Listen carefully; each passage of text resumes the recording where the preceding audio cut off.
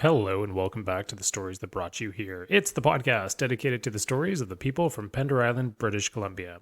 Once again, I am your host, Chris Wakaluk, and I'll be sitting down in one-on-one, hour-long conversations with current Pender Island residents to hear the stories that brought them to this talented little island we live on, and to also hear the stories that brought them to the point that they're at in their lives right now. Today, I'll be speaking with Steve Larouche. Now, if you know Steve, like I know Steve, then you're going to know him as that incredibly amazing, wonderful actor you've seen in numerous Solstice plays over the years. Well, we're going to get to hear Steve talk about his experiences doing that along with a heck of a lot more. We're going to get to hear Steve talk about how he met his wife of 31 years, Dawnda, and he'll also talk about how he and she both were involved in the creation of the Lantern Festival. Steve will also talk about his experience growing up as a self-proclaimed army brat and living overseas. As well, he will talk about the importance of the sense of community he's found on this island. That and a heck of a lot more in a pretty amazing little interview here. And just a couple notes before we get started. If you are an avid listener of this show, thank you. Thank you for listening. I really appreciate it. I've backed off on doing some episodes for the time being, just to allow myself some time to work on some other projects for the summer. So you're going to find a few episodes trickling out through the summertime, but I'm going to rev it back up again in the fall. As well, I just wanted to mention that I was using the basement studios as a place for my in-laws to sleep, and I changed up the configuration in here. I put some artwork on the walls with some glass on it. I took some furniture out, and then I realized, whoa, that actually really made the sound really hollow. So if you detect a lower than usual sound quality on this episode, that's the reason why. But it doesn't take away from the fact that it's still a great interview. And yeah, I feel really fortunate and lucky to have an opportunity to do these things. And it really means a lot to get a chance to invite people to my home and have conversations with them, not just during the interview, but before and after. And I've known Steve for years, and it was a really wonderful time we had together connecting. It really, really was great. So I hope that comes across in the interview here. And without further ado, here's my interview with Steve Larouche.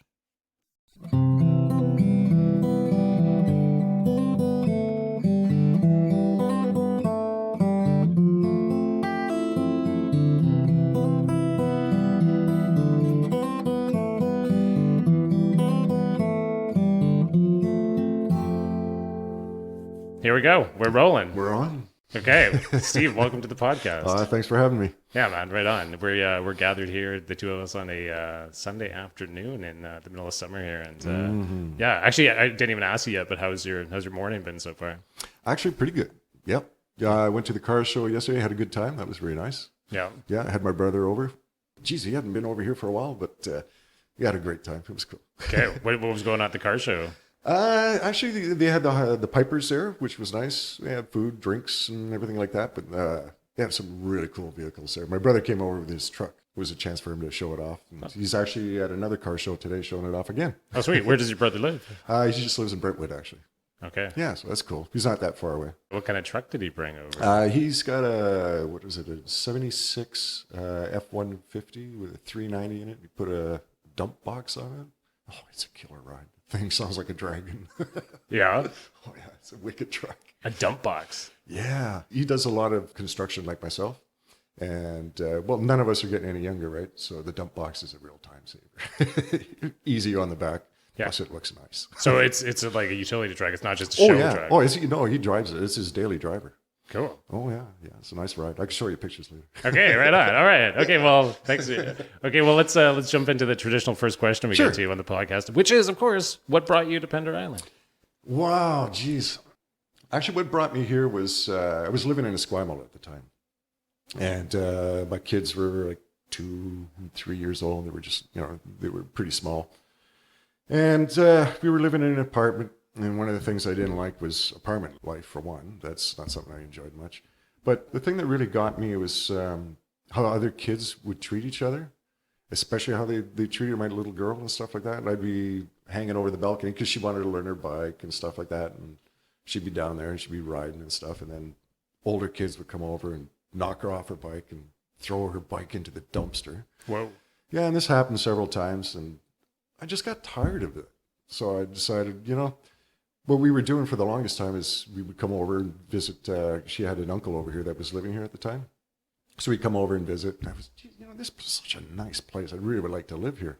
And so we looked into it and we found a place. And man, I can't believe it. For what we were paying in the apartment, we found a great big house for the same price. So it was a no-brainer.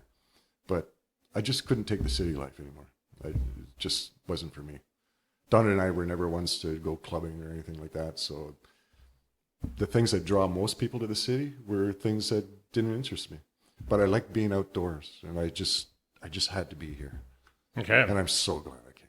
It's 26 years now. So 26 years ago. 26 years ago. I just got confirmation that I had now officially got resident status.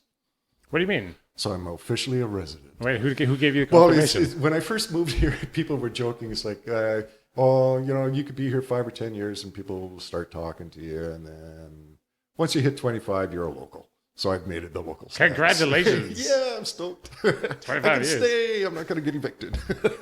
Okay, so you're living in a squaw melt and you are essentially making this decision for your 2-year-old daughter. Yeah, it was tough because I was working nonstop in Victoria in my trade. And when I came here, I knew no one. I mean, we knew Dawnda's cousin, but other than that, we knew literally no one. So it was a big risk I was taking. For me, anyway, it was. But, in time, I started getting a few clients, and then it just snowballed, and I've been busy ever since. I'm really grateful for being here. It's a great place. Okay, and so you said in your trade, what is your trade?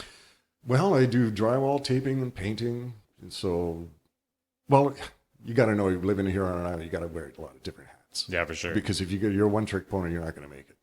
So I've been doing that ever since. Yeah. Work.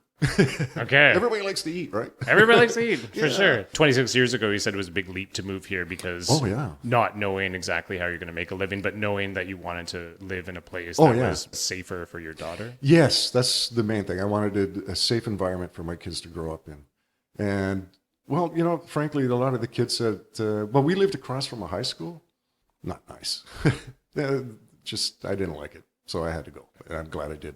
Okay. Yeah, there was a lot of theft going on and stuff like that. And just a lot of people just had no integrity. It was not a nice place to be. Okay. Yeah. All right. So mid-90s, you wind up moving to Pender Island. What were things like here in the mid-90s compared to what they're like now? God. Yeah, a lot quieter, I'll say that much. Yeah, and the first house we used to rent, we could go and walk your dog at any hour of the night. You might see 1 or 2 cars go by. Now, if I was in that same house, it's like nonstop traffic. It's unbelievable how much this place has grown. There's a lot. Yeah. But it's great because now I'm seeing a lot more younger families coming over here too and taking the plunge. When I was first here, it was kind of like a retirement capital. But now there's such a diverse group that makes this community so much more fun and exciting and more opportunities for people now, I think, than there was back then, right? Yeah, for sure. Because when Jenna, my wife and I, we moved here in the mid-2000s, and even at that point, I felt as if it was way quieter than it is now, right? But even going back 10 years earlier to the mid-90s, I'm sure it was even more quiet. But so when you had your first few years living here, what were the first few years like integrating into the community and making friends? Like how did that unfold for you? I would have to probably say it was going through my work that I started to meet more people. And then once I started getting to meet for some more people and stuff like that, getting involved and finding out some of the different things that were going on and doing some volunteer work here and there and stuff like that. And the next thing you know, people were really welcoming. So here I am now. Yeah, it's great. Right on. Yeah. So you found through your work that you were able to meet Mostly, people. yes. Yeah. You end up meeting so many people. And I'm terrible for names, so everybody's, hi, sweetie, or whatever, because I've just met so many people, right? Yeah. And then, of course, it's like, oh, I remember you worked on my house. It's like, vaguely. I've done so many now. I don't know. Well, 26 years, that would be a ton of stuff. Yeah, for sure. Well, maybe before we move more into Pender things, like we'll just back it up a little bit to how you found yourself in Esquimalt. That actually, where did you grow up, Steve? Well, I'm an Army brat. So before I came here, I was living in Kingston, Ontario, and I was there for probably about 12, 15 years, something like that. And before that, we were living in Europe. We were in Germany.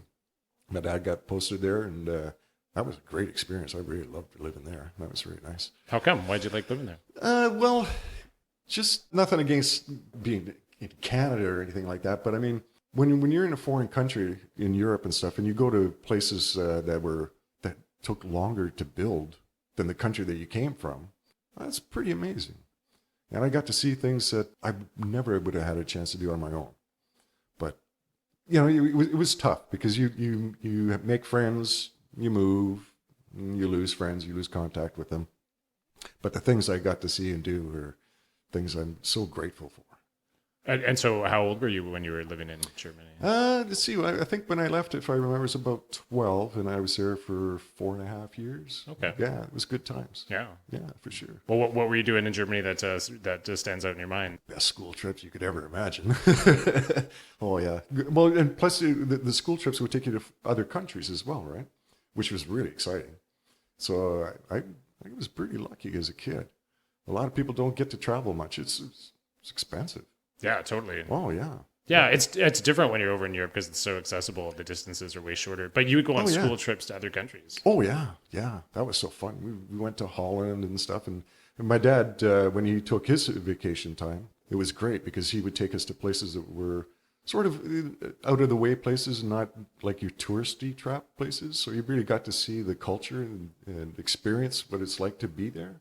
And man, I'd still love to go back, but you know, expenses. For sure. Yeah. But that's super cool. So as a teenager, you got to see a lot of the world. Yeah, I did. Yeah, I was really lucky. Yeah, Wow. very lucky. That's one of the great things about, I mean, a lot of people say, you know, growing up as an Army brat is a tough thing because, you know, like I just mentioned, but there's a lot of good things too that go with that. And I honestly think it may be stronger too because in the sense that it made it easier for me to make friends because you're used to moving and meeting new people and stuff like that. So it just made it easier. Yeah. Yeah, like having to adapt to new situations all the time. Yeah. And of course, you know how shy I am. So, yeah. Not at all. Not at all. Okay, so Army brat, 4 years spent in Germany, and then where from there?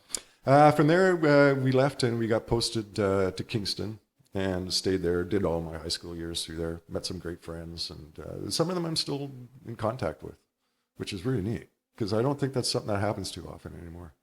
You know, people move and people lose touch with each other, and it's kind of sad, but it's nice when you still have old buddies that still hang around and can still tease you about going gray and everything else. Are you friends on the phone or on Facebook, or how do you maintain the friendships? Well, actually, most of my buddies, they were like me, bouncing around from place to place. And when they were like in BC or whatever, they'd come and look me up and we'd hook up and stuff. I had a friend of mine that from high school that was living in Salt Spring, and I didn't even know he was over there, and he'd been there for years. And recently we got together, and now he's touring across Canada and going down to the States and stuff. So I can't wait to hear what his experiences are going to be when he gets back. Right on. If he gets back. He'll get back. Yeah, I'm hoping he'll move back to BC. It's hard to say. You never know. Might find another place to be. Who knows? There's a great country. There's a lot of nice places to live. Yeah, totally. So you're growing up spending time in Kingston, and then, and how long were you in Kingston for? Oh gosh, I was probably there, I'd say 10 to 15 years. Oh wow, okay. Oh yeah, it was the longest posting we'd ever had, and it was nice. Yeah, Kingston was a great place. I mean, you were close to the States, you were close to family back home in Quebec, so it wasn't that far away from anything. It was kind of like a centralized little place for us. It was great. Yeah. The birthplace of Don Cherry. Yep. Got to get me one of those shirts with them collars. Be like, he and I have a Kingston connection. Tragically hip as well too. Yeah. I had a friend that was stationed in Kingston. We drove out from Vancouver to Kingston one time when he was taking his leave, and so I got to see a little bit of it. But yeah, it was interesting. Yeah, it seemed like a cozy little place for sure. Well, it was. I felt so stupid when I first moved there too because I was young, naive, and we're going by the Kingston Penitentiary, and I'm thinking it's a castle. Little did I know. This is where criminals are. Yeah. This is where they put the bad people. Yeah. At one point in time, I thought of getting a job working as a guard there, and then at the time I was with this girlfriend, and she's going, "No, you're not." I'm so glad you talked me out of it. Yeah. Oh, yeah. That's not something for me. No, I don't. Going to work in a penitentiary every day. That's where I work. Doesn't seem like a beautiful place to... No. No. Thank goodness there are people that do it, though. Kind of hard to make friends, too. Yeah. Wow. And if you do make friends, you're maybe in the wrong profession. You're I moving think the wrong direction in your career. It's Yes. like, oh, my friends are inmates. Yeah. They're great. Yeah, got to get me a tattoo. Yeah. And like a whole bunch more. Yeah. So what made you come out west? Oh gosh. Well, my dad, at that time he was retiring, Okay. and he had told me, he said that he wanted to come out west, and if I wanted to come, I could go along. But I was at that age where I could go on my own or come out here, and I thought, well, geez, I've always wanted to come out here, so I thought, well, let's just do it. So I said goodbye to all my friends, packed up, and came here. Okay. Yeah, and there's no looking back. And the first stop was Vancouver Island, or? Yeah, we drove across, actually, which took quite a while, and then we ended up in Victoria. Yeah, so we were living there, and that's when I met Dawnda, and we started coming over here, and this is where I'm at. Okay. And so for those who don't know, Dawnda is your wife of how many years? 31 years. 31 years. Yeah. She could have killed me a long time ago, and I had a lighter sentence. So I don't know. Yeah, 31 years. God, they sure go by fast. Oh my God. Well, I'm always really curious about how people meet. How did you first meet Dawnda? Oh my God. Yeah, geez. We met at a place called the DRA, and that was a place for the military. It was like a little pubby sort of thing. It was only strictly for military, and I happened to at that time be working as a waiter there, slinging beer. And her mom and her stepfather introduced me to her, and I was blown away. She was just gorgeous. So I thought, okay, well, I got to get this girl's number. And so I gave her my number, and she told me, she goes, well, I'm going to be going to Pender, and I'll be back in a week or so. And I thought, well, that's the end of that. But I was blown away. She called me. So the rest is history. Okay. Yeah, I think we were only together for probably like a year. And then it was like, okay, well, this is the one. Yeah. Yeah. No looking back. Lovely. Yeah. So she had the Pender connection with a cousin, you said? Yeah, she had an uncle that was living over here. He's since moved up north. But yeah, that's what brought us over here. Okay. Yeah. They were a great family. She had a great family. All her family's actually pretty cool. Yeah. Fantastic. And they like me, so that works. That always makes things easier. Yeah. Yeah. Usually it I'm would not work. that son-in-law. Yeah.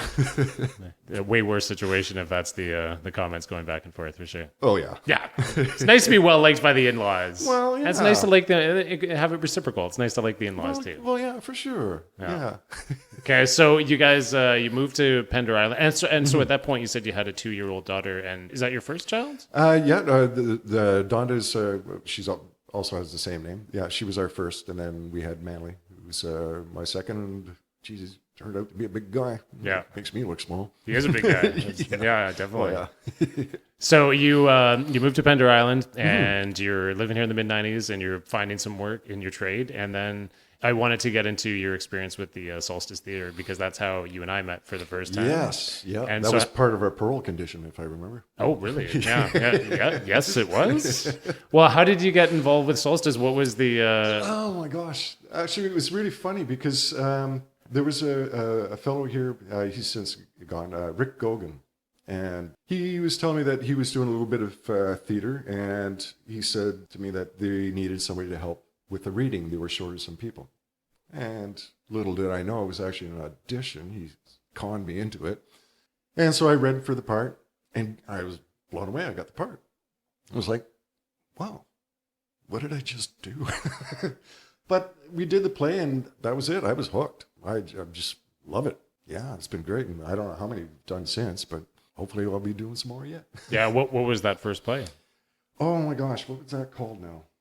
Geez, I can't even remember now. No worries. Yeah, I remember I had to play a violin, which I had to mime, of course, because I can't play an instrument with a life. But I do play records really well.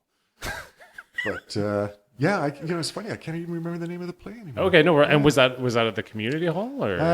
Yes, it was. Yeah. Okay. Yeah. All right. Yeah, it was fun. Yeah. And so subsequently, you've done numerous plays through. So for people who don't know, like that you've been with Solstice Theater on the island for a ton of years and doing a ton of plays. Yeah. And you are an amazing actor. Oh, well, thank you. You as well. Well, you're incredible to watch and to work with. But prior to having that first experience, had you done any acting before? Not really. I did take like a couple little acting little seminars and stuff like that, and which kind of got me interested in it. But the only other thing that I did before I came here, believe it or not, was Crime Stoppers. No way, really? Yes. Okay. Yeah, and that paid really well. Okay. Yeah, I made $1. How? Okay. So I banked it. But it was really funny because after about even a month or two after that, people would be whispering and going, "That's that guy that robbed the bank." And I was like, "No, sorry, it was a video store. That's what it was. Oh, that's the guy that robbed the video store." And I was like, "It wasn't really me." So you got a gig doing a reenactment for Crime Stoppers. Did, yeah. How did that work? How did that happen? I think if I recall, there was like an audition or something I saw in the paper for it. And I thought, what the hell? I'm going to give it a try. That was history. And they paid you $1? Yeah. $1. Well, yeah. Well, I think it was one of those things where nobody actually really gets paid. And that was sort of like what they would call like a donation. Oh, weird. Or something. Okay. Yeah. Oh. So, well, I didn't care. Okay. Whatever. So you got your first acting experience in a Crime Stoppers commercial robbing a video store. Yes. If you've seen this man. Yeah. America's Most Wanted. Yeah, bizarre. Yeah, all right. So you had like pretty minimal experience, but then boom, you have an audition, you got your first play. Yeah. And like how did you enjoy that first play? Oh, I loved it. I just felt at home. I don't know. It's just as soon as my feet hit the stage, I just felt like this is something I wanted to do. It just felt right. And I don't know. It was weird because there was nothing really that sort of led me down that path. I mean, there's no one in our family that were actors or actresses or anything of the sort. So I don't know where that came from. But boy, once I got my feet on there, I knew I had to go back. Yeah. Well, yeah. Well, you know how much fun it is. Well, totally, for sure, right? Oh, yeah. And yeah, I can totally relate to what you're saying. But it's interesting for people listening as well too that might not have any experience in that. But it's interesting to me just how in our own lives individually, there's just things that resonate with us, right? Yeah. That whether it be singing or dancing or acting or any kind of arts, that the first time trying it, you just realize, wow, yeah, I'm home. Yeah, that's exactly how I felt. Yeah, definitely. Yeah, fantastic. And so I've seen you do some incredible performances. There's one play that we worked on together called The Foreigner, where it was a made-up language. Right. That you had to initiate and do for large portions of it. Yeah. And it was a really complicated role, and it was mesmerizing to watch you doing it in rehearsals and then also in the show.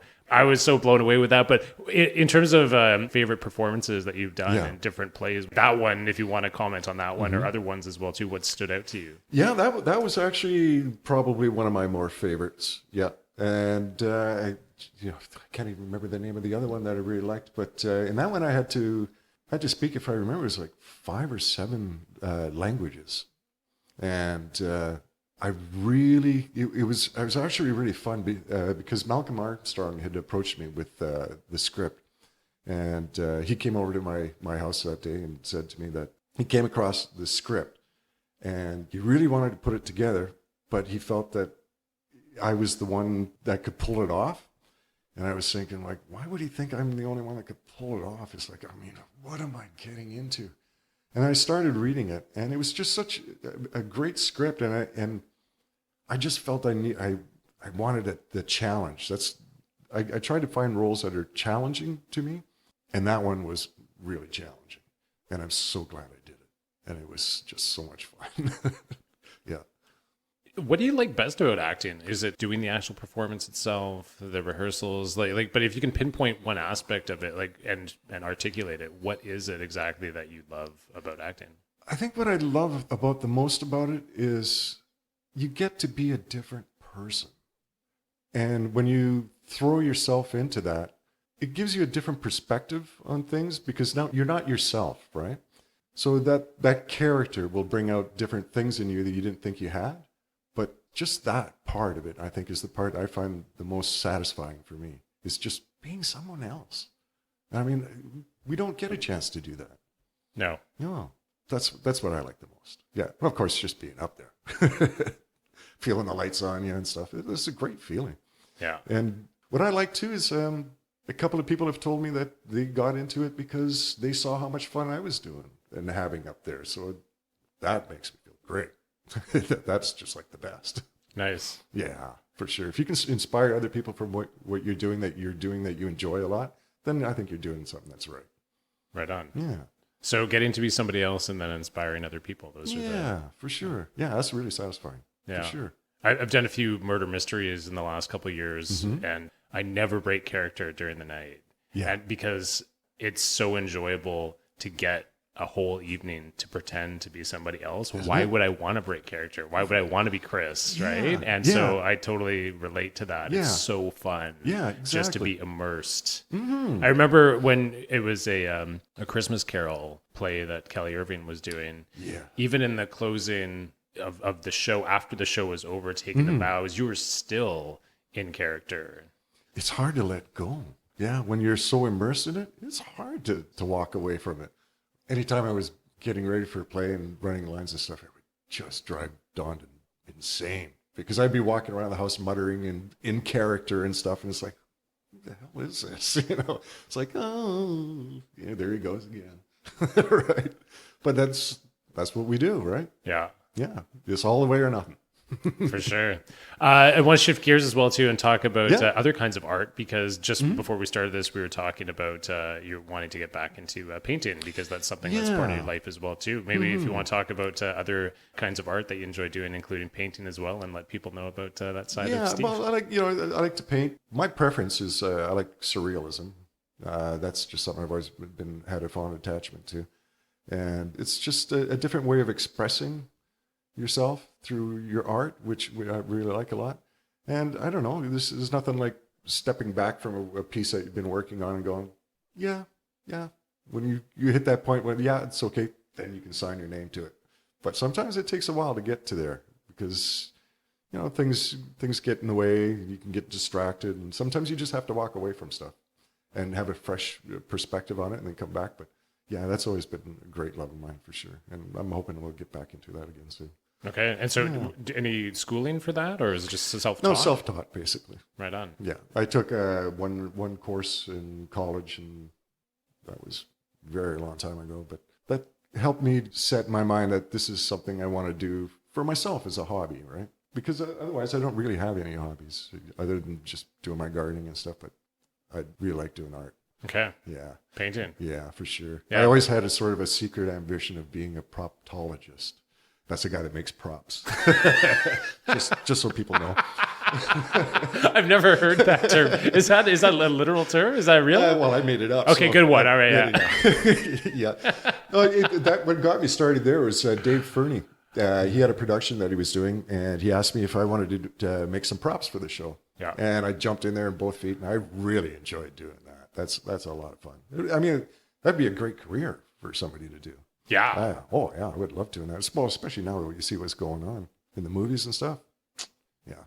Oh, well, I missed my calling. Well, okay. Other callings. But in terms of, props and pieces of art that you've done on the island, I know that you, on the disc golf course, you painted the map for the disc golf course that's on the island. So for people who don't know, we have this beloved disc golf course here, and that's a great course. Fantastic course. A lot of time there. But with the map, when you come in, is done by you. Yep. Yeah, that's pretty sweet. Are any other pieces on the island? Somebody mentioned a doll at the New to You that you... Oh, the Tin Lizzie. That was named by... There was a contest, actually, after we put that together. And the winner named it Tin Lizzie. And that's that metal sculpture that stands outside of... it's the metal sculpture. Okay. Yeah. Okay. Yeah, that was fun because they gave me a box of metal and they said, could you create something out of that? And I'm looking at it and I'm thinking, oh my God, what am I going to make with this? And then I started laying out the pieces. It's like, oh, okay, I got an idea. And so put it together. And John Looney actually welded the feet for me because that's one thing I didn't do is weld. But it was really nice. After that, I got invited to, they had, I forget if it was their 25th or the 30th anniversary for New to You. And Donna and I got invited to that special occasion, and that was actually really cool. I got to meet some really cool, sweet people. Yeah. Oh, yeah, I love those people. Right on. Oh, yeah. New to you is just like, well, that's awesome. Yeah. Well, everything they've done for the community here, that's amazing. So for people who don't know, the New to You is a secondhand store that's completely volunteer run on the island, and the proceeds go to different charities. I think that they allocate money to various different places to help. I don't exactly know how that works, how the money allocation goes, but I know that they've raised a ton of money over the years. Yeah. Over $1 million is my understanding. Okay. It's hard to believe that little store has created that much revenue. Yeah, it's just recycling people's items. Yeah. Sometimes nice, sometimes junk, but Yeah. you know, it's a place for you to go to find inexpensive things that other people just want to let go of. And Exactly. Sometimes you find a treasure. sometimes you do. Yeah. Yeah. I've even manifested things where I was like, oh God, it'd be nice to have one of these. And then there it is the next week. There it is. Lo and behold. It's like you wish and it shows up. It's Wow, bizarre. really? Yeah. Yeah. It's happened to me a couple of times. It was strange. You know, my wife's had that experience as well too. Like exactly that she's been thinking about something specifically, and then she's found it at the New to You the next week. Isn't that crazy? It is. I think it's the power of intention, though. I think so. Yeah. I believe that. Yeah. Yeah. It's bizarre. But Yeah. I think that we can do that on a larger scale in our lives. That, Oh, absolutely. That when you plan for something, I use the analogy that if you're going on a road trip and you're trying to get to Winnipeg, you know that you want to get to Winnipeg. But if you just have a aimless direction, you're never going to wind up there. You have to know where you're going, right? Yeah. So with picturing an item in your mind at the New to You, and then knowing that this is what you want, and then having it show up is maybe less bizarre than it actually really is. Maybe that if we tap into that more and really empower ourselves, then we can create so much more in our lives. Yeah, exactly. Yeah. Definitely. Anyway, but New to You. Okay, and so other things that you've done on the island, I wanted to talk about the Lantern Festival. Oh, gosh, yeah. Can you explain to myself and the listeners about the Lantern Festival? Sure. At the time, I was living next door to Dave Fernie and Jackie Dawnda. They were our neighbors. Okay. And it was coming up on the millennial year. And we had gotten together and we were talking. Dave had this idea of doing something special for the community to mark the event of the year 2000 coming in. So we bantered back and forth and threw some ideas around. And Jackie ended up going into the States. She had some commitment or something. So it was actually Dave, Dawnda, and myself. We sat down, sort of created this storyline of what we wanted to do and started creating the props. So that was my first experience with proptology. And from there, we just decided, okay, well, let's do this. And we put on our very first show at the end of the lake. And we weren't sure if people would be coming out or anything because it was completely new. But we were actually quite surprised by how many people came out. And the thing that I have to say that intrigued me the most and made me want to do it is the fact that it was a family-oriented thing. Because typically New Year's events, there's usually things you think about, like people going to the pub or whatever and celebrating that way. But this was something different. And what I really liked too is that kids could be involved in it. So they weren't just onlookers, they were actually participants. Okay. And gosh, it's been going on for umpteen years now. Holy smokes. It's still going strong. So the first Lantern Festival, so this is a New Year's Eve festival that takes place at the edge of Magic Lake. Yeah. And that's where the original one took place as well too? Yeah. Okay. Yeah. We actually took the show on the road after a few years. We did a performance in Blue Lake, California, which was pretty cool. And then we did one also in Calgary, which was a challenge because it was an indoor event. And we had a giant boat that we had there. And we just made it so it just was enough room to be able to turn this thing around. It was tight, but we did it. And we went in there not knowing what we were going to do really, because we had to see where we were going to do it to begin with. And then once we saw it, we went, okay, well, we had to switch things up. But it all worked out great. Yeah, it was great fun. But then after about 10 years, I got a little tired. And so we moved on. And plus, it was an opportunity for fresh blood to get in there and new creative ideas and stuff. And look where it's gone. It's just amazing now. Yeah, it's a total tradition on the island. Yeah, it is. Yeah. I was so glad to be a part of it. I mean, it's pretty cool. Yeah, for sure. Well, I wanted to talk about, because we talked about this a couple of years ago, and I was really blown away to hear that you were there at the start of doing this. But if I remember correctly, that it was just a desire to just do something creative as well too. Yeah, exactly. Well, Dave and Jackie both are hugely creative. I mean, those guys are amazing. And an opportunity to work with them was like, I wasn't going to miss that chance for sure. Yeah, I'm so glad I did. Well, can you describe a little bit about the prep involved for that first year? Like how, because I remember you said it was a lot of work. Yeah, it was. Well, first year in the house that Dave was at, there was kind of like, well, it was like a double-sized garage, which we used as the studio. So we at least had a space to work from. And it was sort of next door. So I didn't have not much of a commute. But it worked out great because with that space, we were able to actually do some of the things that we didn't think we would be able to do without a space. And it worked out awesome. Yeah, I'm so glad that we had that. Had we not, I don't know how it would have went. It's hard to say. Okay, so that first year you had the large puppets? On the very first one, I don't think we had the puppets at that time. We did have shadow puppetry going on. And we hadn't yet quite gotten the giant puppets. It wasn't until about a year or two later and that we met some other people that were also doing that similar stuff.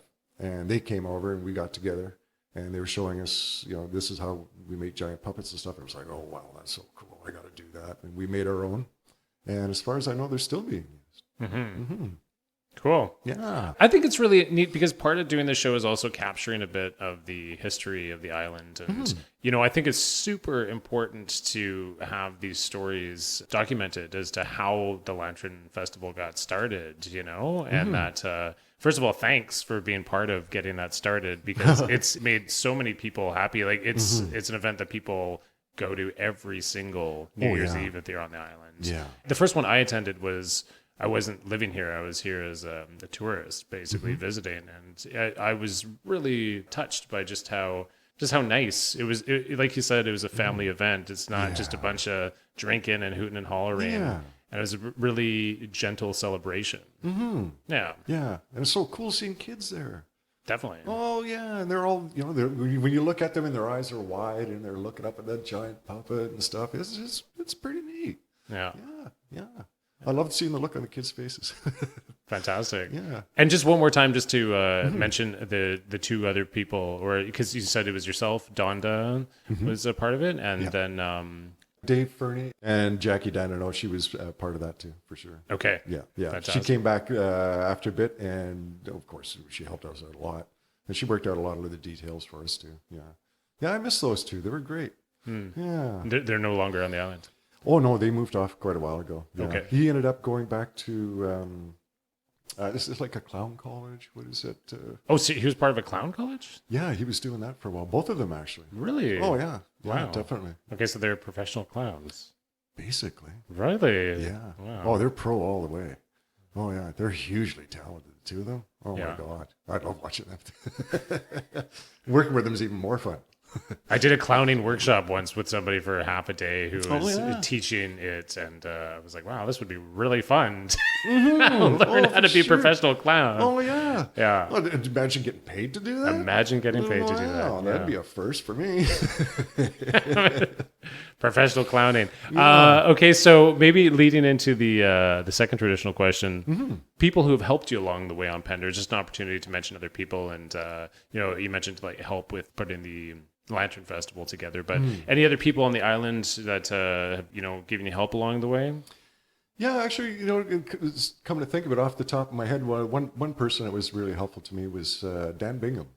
He and I were pretty good friends, and he taught me a few ropes and stuff and got me some work. He got me a job because, like I say, I was new here, didn't really know many people, and he hooked me up with a job at Clam Bay Farm when they had livestock back then. Okay. That was actually probably one of my most fun jobs. Yeah, I really enjoyed working with the animals. I mean, who doesn't like being greeted in the morning? Like you hear all these animals that are happy to see you. Yeah. Not everywhere where you go, people are happy to see you, right? But the animals were always happy to see you, never talk back. And it was just fun to be with. It was a completely new experience for me. It was so different from anything I'd ever done. Well, maybe let's talk about that. Describe that. What were you doing there? What was the experience? Well, I was doing all sorts of stuff. Actually, I would help to tend the animals, feed them. There'd be times that we'd have to do, which was never fun, castration of the animals, cleaning their hooves and the likes of like that. But it was just being outside was a nice change. Having come from Victoria and being in my trade and being forever inside a house and indoors, this was an opportunity for something completely different. And I'm so glad I did. It was a nice place to be. You know, it was nice working there. And then they ended up selling off all the animals and stuff, and I ended up moving on to other things. And what kind of animals were you dealing with there? we had cows, Black Angus cows. They were really nice. We had pigs. Oh, some of the biggest pigs I ever seen in my life. I didn't know they got that big. I ended up bringing one home. Oh, what? I did. There was a sow, and she had more piglets than she had teats. And it was I think it was probably the second day after she had gave birth, and I was looking down, and I could see in the pen this poor little piglet was all skin and bones. It wasn't getting any food, right? Apparently, which I didn't know. It's when one attaches to a teat, that's it. That's his and nobody else's. Oh, I didn't know that. Yeah, I didn't know that either. I learned a lot there, actually. And so I felt so bad for this little piglet. It's like, well, I can't let this thing die. So I brought it home. And we raised this little thing for a while. And then, of course, found out later that you're not supposed to have livestock in Magic Lake. So I had to give it up. And I gave it to a friend. And that friend actually put the little pig to work. It would go around rooting people's gardens. Good job. Good job for a pig there. Yeah. Great job. Fantastic. Yeah, so that was kind of fun. I'd come home every once in a while I remember I came home with a chicken one time. The kids loved that. That was pretty cool. But the poor thing got sick and died. I don't know what it from, but yeah, that's one of the things that I really enjoyed when the kids were small. They'd like to used to come and visit their dad at work and be with the animals and stuff because they never got to experience that. Most kids don't get that opportunity, actually. No, they don't. No, and I think it's important for people to sort of get connected with animals, right? Yeah, it's just seems just like the right thing to do, especially for kids. You're saying before having that job that you didn't really have that connection, that was your first experience. Yeah, especially with like any kind of a farm animal or anything like that. I mean, we had our own household pets and stuff, but I mean, to work with with an animal that's like 1,000 pounds or something like that, that's a little intimidating, right? But I'm glad I did. Yeah, I liked working with animals. I'd do it again. Yeah, yeah, I would. Yeah, I'd love a little hobby farm. That would be nice. Nice. Mm-hmm. No, I think that's a really important point that you make because I'm sure there's people who are going to listen to this that have never had really any personal interaction with farm animals before. That we're pretty detached from that. Yeah, and that my exposure to farm animals has been relatively limited. I haven't really spent intimate time with cows, right. Like chickens a little bit here and there, but we're pretty far removed from it. We go buy the food at the grocery store and it's nice. And then the other thing too is that you get to form a bit of a personal connection / relationship with individual animals. Yeah, you do. Yeah, you do get bonded with them. Absolutely. Yeah. And they'll actually, they'll even recognize your voice. Oh yeah. Like their head will turn and Oh yeah. It's amazing. And like you were just saying about how people don't more often than not don't get a chance to see animals like farm animals of this sort. Yeah. I mean, any time in the summer you go past the mall and you look across and you'll see cars stop, tourists and stuff, and people that are over here and they're stopped, they're taking pictures, and it just goes to show. The kids nowadays don't get that. Yeah, that's too bad. It is too bad. Yeah, but it's nice to discover that in your own life and to realize that to have that connection. Neat. Okay, so we got started on that line because you said a person that helped you was Dan Bigham. Yeah. Okay, yeah, so he got you the job there, and he did. Yeah, he's a great guy. Yeah, for sure. I like Dano. Everybody loves Dano. Okay, and anybody else coming to mind off the top of your head, or? When we first got here, Dawnda's cousin Tracy, she helped us to meet some new people and stuff like that, and it was good for Dawnda too because not knowing anybody, at least she had like some family, right, which was nice. So, yeah, between the two of them, it was good to have them here, for sure, definitely. Okay. Otherwise, I'd probably still be a loner. Yeah. Well, I think even especially back then, I think now with what you said, there's more young families moving and, you're able to make more connections now, but it was more of a retirement community back then. So, yeah. Yeah. So somebody who helped find some meaningful work for you, and then also somebody who helped introduce you to people in the community. Those are the people who helped you along the way. Yeah, definitely. Sweet. Yeah. Right on. Okay. All right. So moving into more current times. So like, what are you working on in your life right now in terms of, you were talking about wanting to get back into painting, but any areas of your life that you want to go to? Anything that you're like, oh yeah, I want people to know this about me?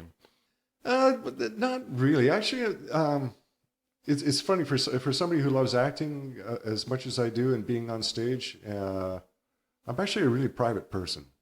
Yeah, I pretty much keep to myself. It's not that I don't like people or anything. It's just, it makes it easier to enjoy life here if you're not inundated with everything else.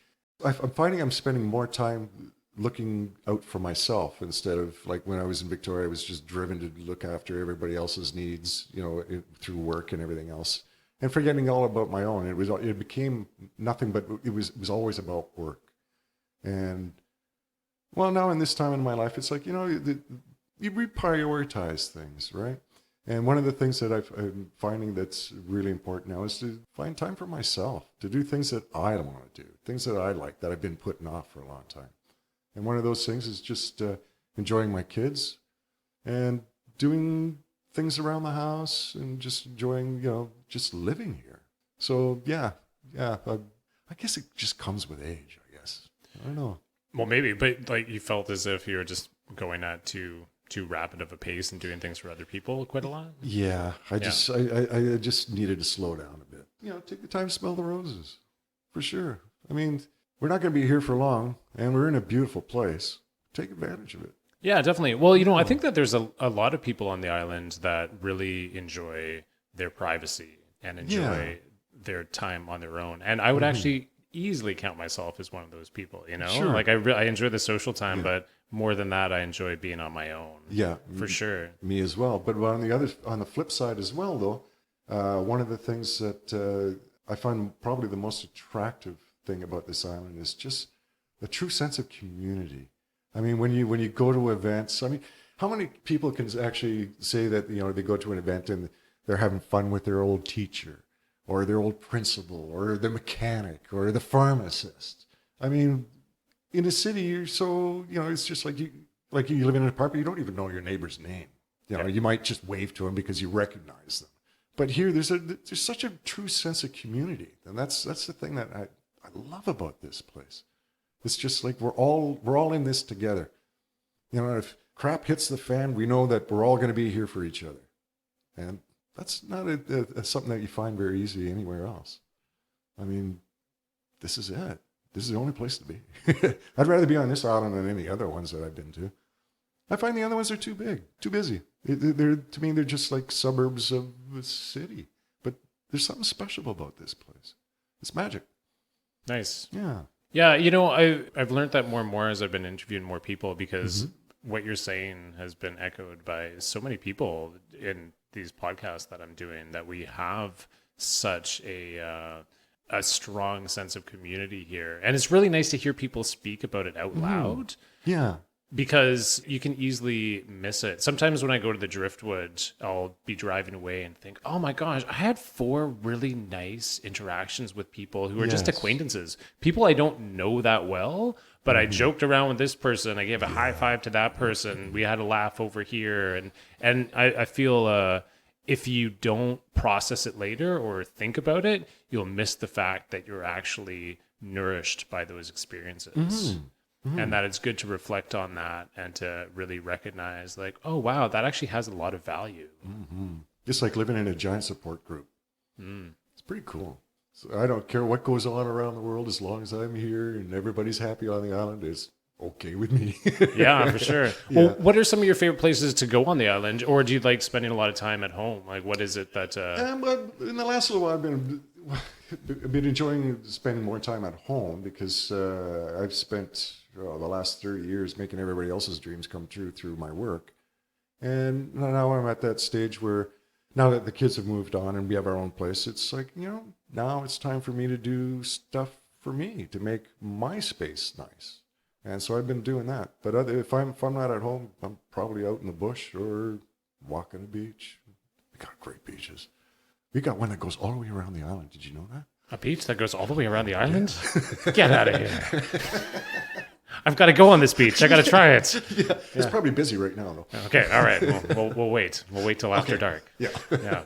Cool. And so for doing things for yourself, you mean just working on projects at home and because you said making other people's dreams come true through doing your own doing some work. renos at the house. You know, it's like they say, you know, the mechanic drives the worst car, the drywaller has the worst drywaller. Yeah. And the drywall and everything else. So yeah, I've been picking away, and it's been quite a transformation from when we first bought the place. It's completely changed inside and out to our liking, which is nice. Right on. Yeah. Well, in the future of being on Pender, so you say there's nowhere else you'd rather be. This is where you're going to wind up staying for as long as possible? I would like to think so. But, you know, sometimes I think, too, that should this place get much busier, I think I might even go out further. Yeah. Yeah. I just like green space, and I'm seeing less and less of it. Mm-hmm. Call it progress? I don't know. Call it what you will. But I guess like anywhere, it's going to grow. Yeah. Right? Yeah. So either you grow with it or you find somewhere else. Sure. Yeah. And I'm flexible. I'm still young enough that I could uproot and start over. Nice. I mean, what the hell, right? Yeah. But I guess you just have to find that place that has maybe like a good foundation of a community as well, right? Well, that's really important to me. Yeah. Yeah, definitely. It was probably a lot more important to me when I had the kids and they were living at home and stuff like that, just so that they had more social interaction and stuff. But now that they're gone, it's still important to me, but probably not as much. But I don't know. It's hard to say. I don't think I'm not ready to leave by any terms, but as long as I can stay here and be able to live comfortably, you know, we're not going to be a millionaire living here, but I feel like a millionaire living here. So it's a pretty good trade-off. That was a beautiful line. I like that for sure. I was actually just thinking when you were talking about reading a book about the gold rush and that people living off in the bush were inundated with people in the 1890s coming to looking for gold and like, oh, time to go further away. Living in Dawson City, people who were in Dawson City in the 1890s were thinking it's getting too busy and I gotta go further north. So, you know, a lot of people experience that where it just reaches a point and it's different for everybody, right? Yeah, but I hear what you're saying. It's a wonderful balance of more younger families and more people coming to the island, but then also there's less green space. Yeah. A little bit. Yeah. Anyway. Yeah. We'll make more. We'll make more. Yeah. Plant some rocks and maybe grow an island. Who knows? Ooh, grow an island. Yeah. Nice. Good thinking. But you know, you mentioned your dad earlier. What is your dad's first name? Paul. Yep. Okay. And so Paul, your father, was part of the military. And so, you know, maybe just going back to that and learning a little bit more about that.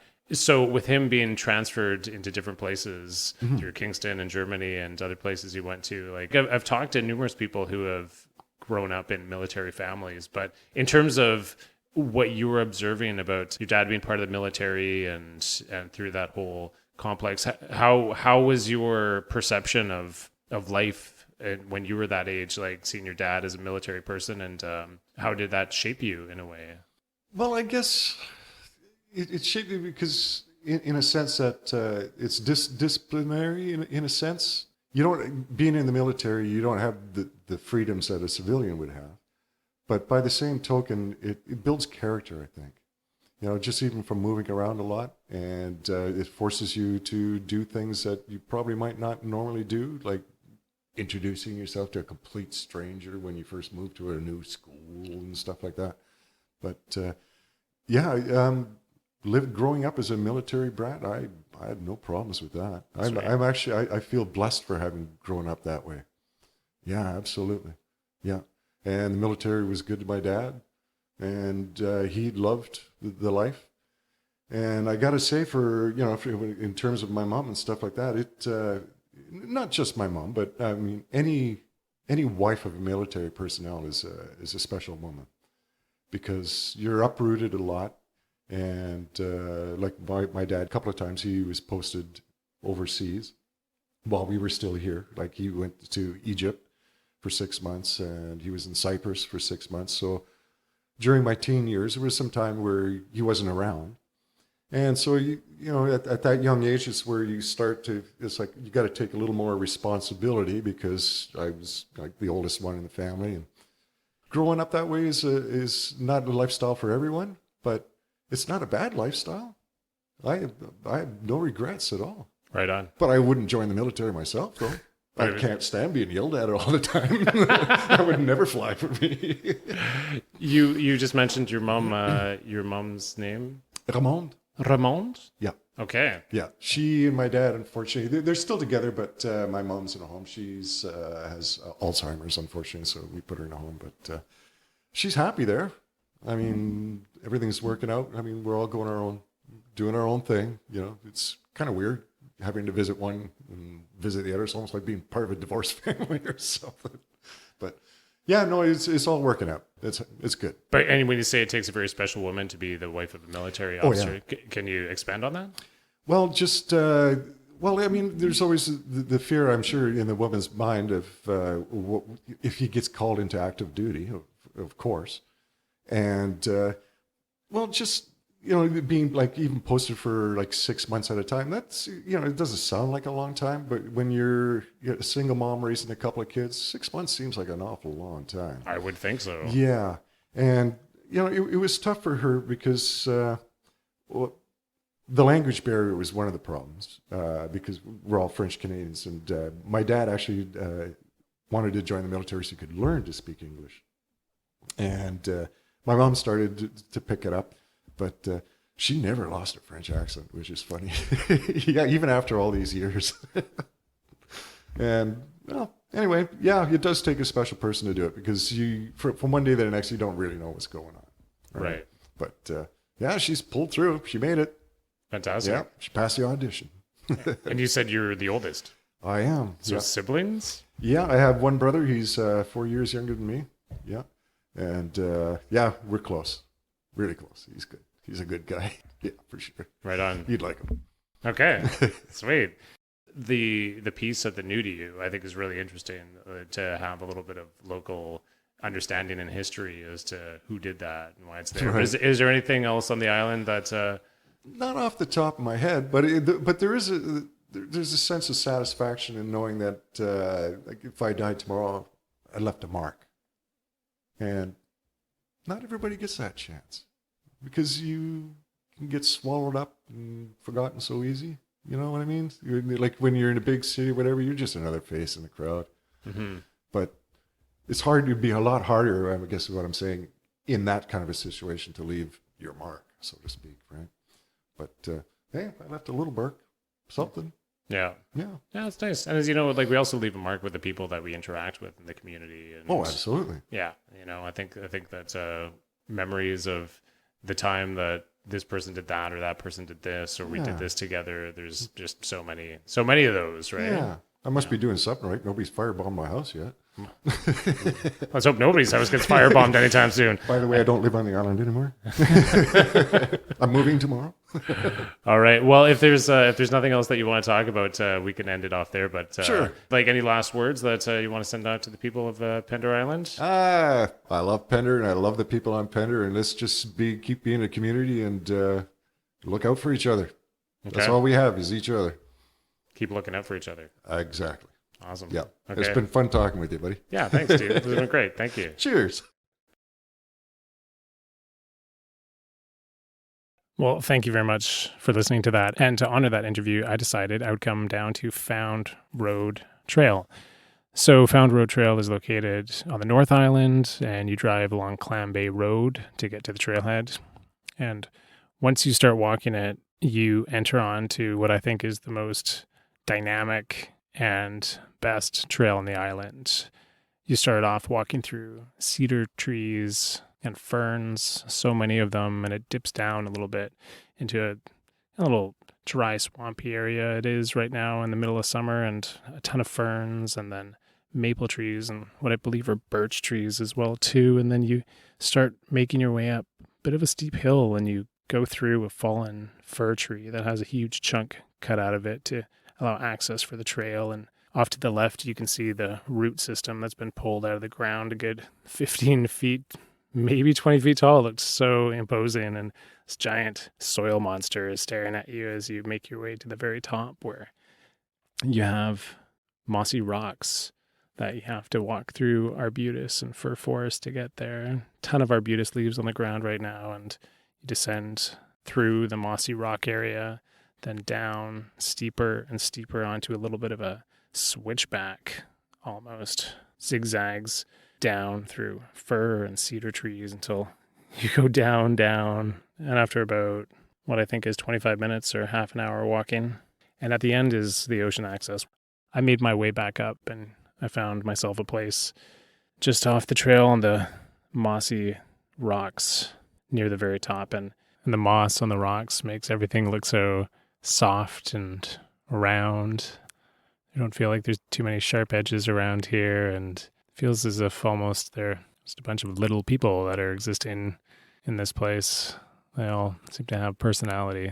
The reason I decided I would come to this place to wrap up the interview is because I wanted to go to a place on the island that I thought reflects Steve. And this trail has so many different characters and characteristics to it, and it really reminded me of all the amazing characters and characteristics that Steve has demonstrated through his acting that I've seen over the years. It's truly amazing. So thank you, Steve, for doing this interview. Thank you for listening, and thank you to Ptarmigan Arts for helping to support this podcast. And until next time.